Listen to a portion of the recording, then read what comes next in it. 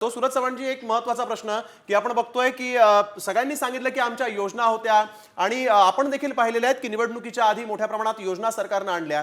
तुम्हाला काय वाटतं हे जे यश आहे हे लोकप्रिय योजनांमुळे की लोकप्रिय घोषणांमुळे? कटेंगे तो बटेंगे, एक हे सेफ आहे, परत लाडकी बहीण असेल, कशामुळे नेमकं हे यश तुमच्या महायुतीला मिळतंय असं वाटतं? योजना की घोषणा? खरं तर या योजनाचं इम्प्लिमेंटमुळे आम्हाला यश भेटतं. मी नुसत्या योजना आम्ही जाहीर केल्या, त्या इम्प्लिमेंट केल्या अशा नाही, तर आम्ही योजना जाहीर केल्या त्या सर्वसामान्य तळागाळातल्या माणसापर्यंत कशा पोहोचतील यासाठी वेगवेगळे माध्यमाचा वापर करून त्या पोहोचवल्या सुद्धा, आणि त्याचं आज फळ आम्हाला म्हणजे भेटतंय.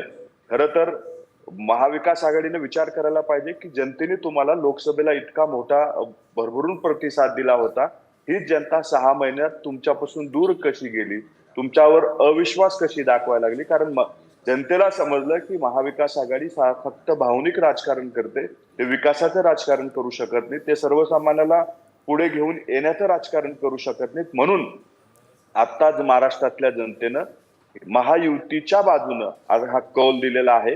रिझल्ट सुद्धा याच पद्धतीचे किंवा ह्याच्यापेक्षा चांगले असतील हा मला पूर्णपणे विश्वास आहे. आणि महाराष्ट्रात पुन्हा आमचं महायुतीचं मजबूत सरकार येईल, ते 5 वर्ष टिकेल हा विश्वास आहे. अगदी मला संजना घाडींकडे जायचं आहे. जे आकडे दिसत आहेत ठाकरे गटाचे ते तितके समाधानी नाही आहेत असं वाटतं तुम्हाला? कारण जे चित्र होतं, जे नरेटिव्ह सेट करण्यात आला होता, जी सहानुभूती मिळवण्याचा प्रयत्न करण्यात आला होता, ती आकड्यांमध्ये परावर्तित होताना दिसत नाही.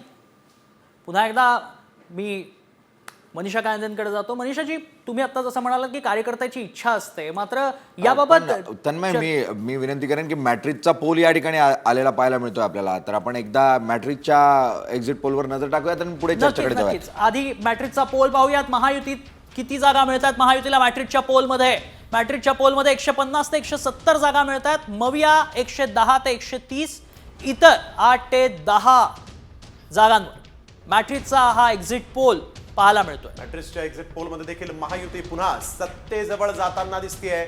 मविया मात्र काही जागांनी सत्तेपासून दूर राहील असं दिसतंय, तर इतर जे आहेत ते 8 ते 10 जागांवर यशस्वी होतील असं सगळीकडे दिसतंय. आपण बघतोय की खरं तर इतर म्हणजे अपक्ष असतील किंवा बंडखोर असतील यांनी मोठ्या प्रमाणात जागा इथं घेतलेल्या आहेत असं या पोलमध्ये देखील पाहायला मिळालेलं आहे.